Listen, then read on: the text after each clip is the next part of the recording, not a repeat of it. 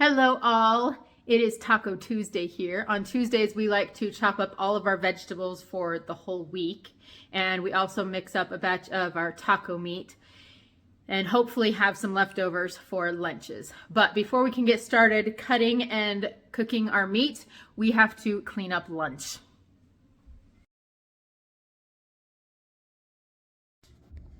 If you're new here, I am Emily, the Frogleymom. My husband Dave and I have been married 19 years and we have 12 children, ages 17 down to 1. And we just like sharing how we manage life with 12 kids. Normally when we clean up lunch, I would have the kids come and help, but a couple of them are at some classes, several of them are outside playing in the snow, and I'm just perfectly happy to let them do that, and I can do this by myself in a quieter kitchen today.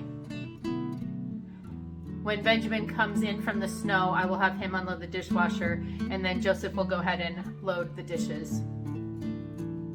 I also like to take Tuesdays to clean out the fridge and make sure that we don't have any old vegetables or old leftovers left in the fridge.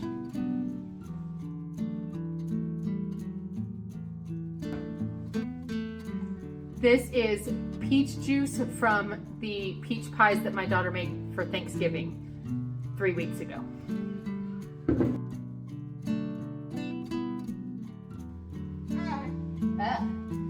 Gravy from Thanksgiving. More peach juice.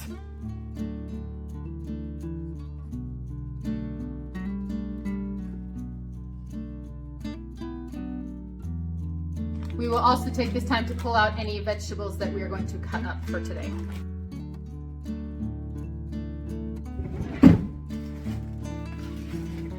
Apparently I wasn't paying close enough attention and we have 4 packs of lettuce this week. This one says that it's best by November 15th, as that is like a month ago. It doesn't look all that great. I'm just gonna toss this one. Sorry, Gideon's bumping everything over here. This one claims it's good until December 14th, which is tomorrow, but it's already actually looking pretty wilted. So I might pick off some good things from this. These other 2 look really good, so I'm going to leave one of them in here for next week and remember not to buy more lettuce next week. And one of them I'm going to cut up today.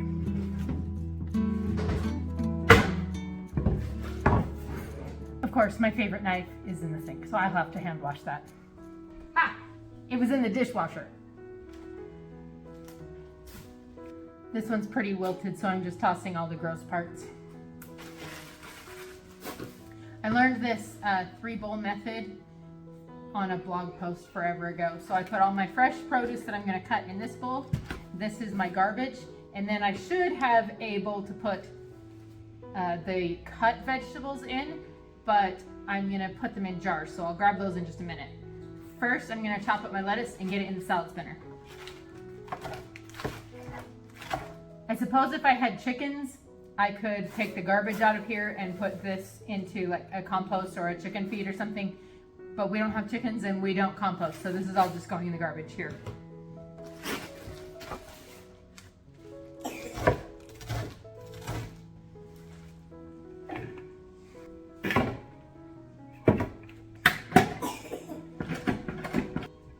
Gideon's totally asleep, so we're gonna go put him down for a nap real quick.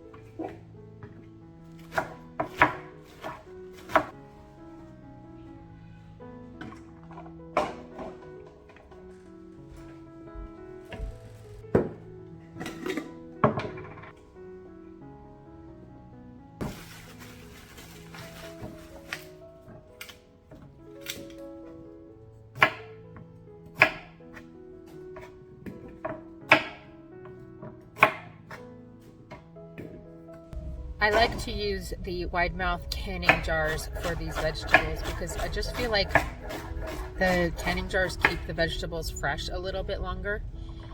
Sometimes it's also fun to make pre-made salads in the mason jars and eat those for lunches.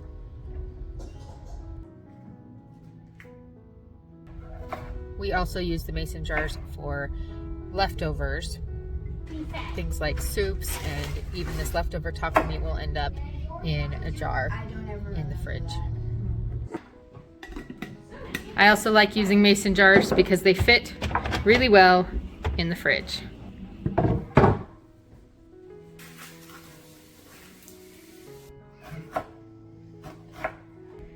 Do onions make you cry? They affect some of my children, but not others. They definitely affect me, though.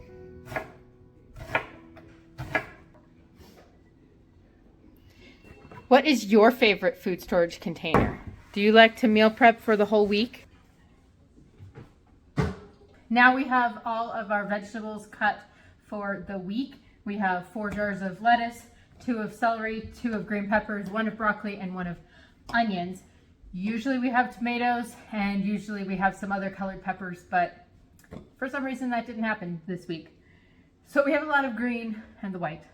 Our vegetables are all prepped, so now it's time to get our taco meat ready. The last couple of years, we have purchased a quarter cow from a farmer that my father-in-law knows, but we've used up all of the meat within about 8 months or so. Last year, we used up all the ground beef within 6 months, so we decided this year to get whole cow. So out here in our garage, you can see we have a side-by-side fridge freezer right here, and it's locked because that's extras. It's surplus of stuff that will eventually get brought into the house, but we don't want the kids raiding that one. So there's that fridge freezer, and then we also have this big upright freezer that used to belong to my parents, but they gave it to us. Thank goodness. So this is currently full, mostly full, with half of a cow. So we're gonna grab 2 packs of ground beef in here. Oh, that's a soup bone.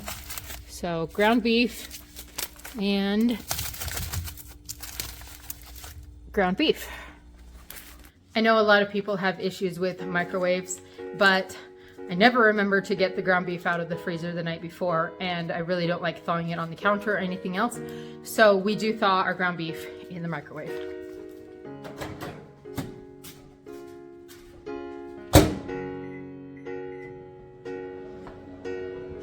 While that is going, I'm going to clean my stove because somebody was cooking eggs and spilled.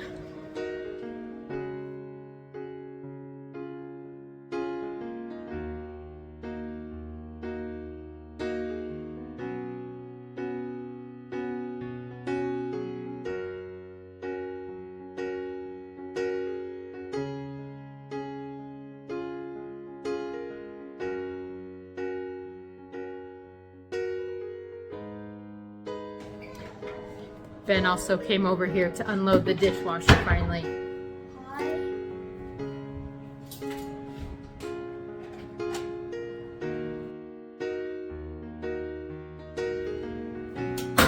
At least it wasn't the gas cups. I brought Gideon over to this window bench to finish his nap, and Esther climbed up next to him and fell asleep too. So sweet.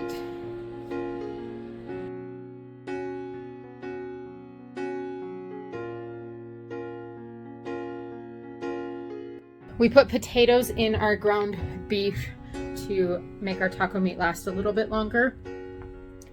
We do about 1 potato per pound of ground beef, and we just grate it directly into the ground beef while it's browning. We find that by the time the ground beef is browned, the potatoes are also cooked. Today we did 3 potatoes into about 2.5 pounds of ground beef because the potatoes were a little bit on the small side, and they were the last potatoes we had. Apparently, I missed that we were low on potatoes too. Now we are back in the cold storage because we also add beans and corn to our ground beef. So I need a can of black beans and a can of pinto beans, and Walmart has the Pop Tops, which we like. And then we also need 2 cans of corn, which also has the Pop Tops.